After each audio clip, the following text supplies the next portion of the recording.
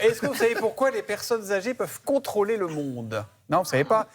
Eh bien, parce qu'elles se lèvent très très tôt, les personnes âgées. Plus on vieillit, plus on a du mal à se lever tard. Et c'est pas faute de vouloir faire des grasses maths, mon cher docteur Kierzek. Est-ce qu'on sait pourquoi on, et je m'inclus dedans, n'arrive plus à dormir avec l'âge?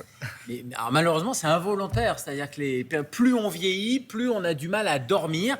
Et en fait, on a une espèce de désynchronisation de l'horloge biologique. Un adulte sur 3 a des troubles du sommeil. Et plus on vieillit, plus on a recours à quelque chose qui est un mauvais recours, qui est une espèce de béquille chimique, que sont les somnifères. Et un tiers des plus de 65 ans consomment des somnifères pour justement essayer de recaler leur horloge biologique, de récupérer du sommeil. En fait, on ne savait pas trop pourquoi il y avait une désynchronisation. Et c'est une équipe lyonnaise, une équipe, on peut faire un cocorico, qui vient de publier une étude intéressante qui donne les clés, c'est le CNRS et l'INSERM, les clés de cette désynchronisation de l'horloge biologique qui serait en rapport en fait avec une baisse de la perception de la lumière.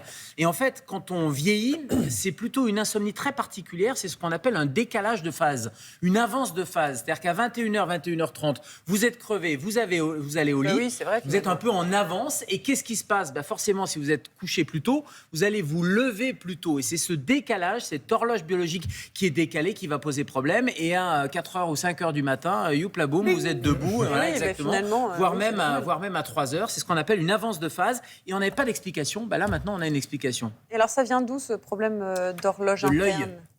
Ça paraît bizarre de dire que ça vient de l'œil, mais en fait, ça vient de la perception de la lumière. En fait, dans notre œil, vous savez, il y a les rayons lumineux qui vont rentrer, passer à travers le cristallin, et derrière, il y a la rétine. Et sur cette rétine, il y a des photorécepteurs, des récepteurs à la lumière. Et en fait, ce qui est intéressant dans cette étude, et ce qu'a découvert cette équipe lyonnaise, c'est que les photorécepteurs des jeunes et des vieux ne sont pas les mêmes.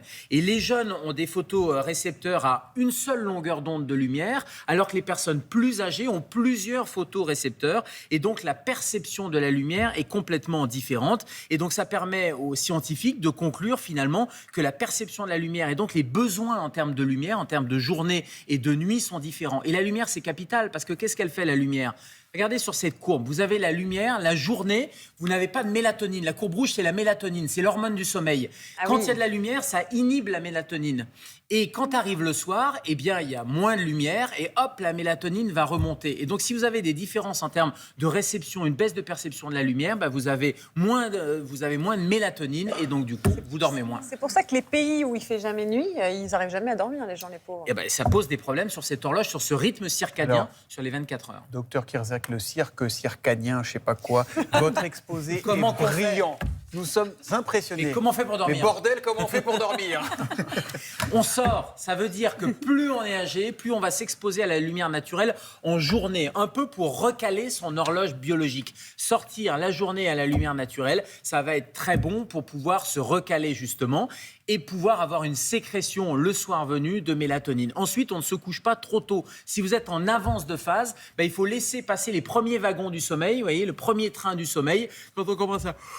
il est à 21h, 21h30, on continue à regarder un petit peu la télé et on va attendre le deuxième train du sommeil, genre 23h, 23h30, minuit, pour pouvoir se recaler. Et ça, c'est important. S'il passe pas.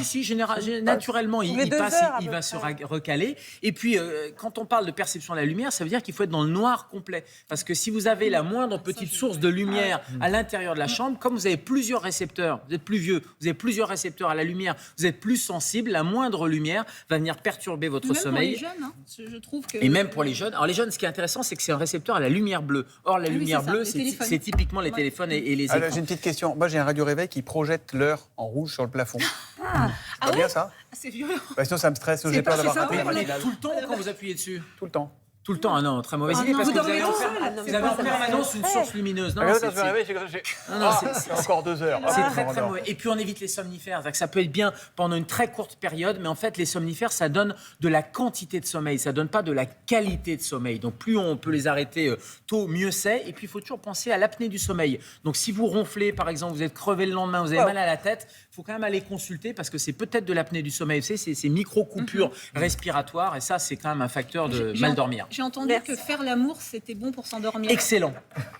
Excellent. On ne fait pas assez l'amour. Catherine Solano en parlait. Donc, merci beaucoup. Faites l'amour, pas la guerre. Il est fort parce qu'à chaque fois, il vient, on va bien. Il repart, on croit qu'on est malade.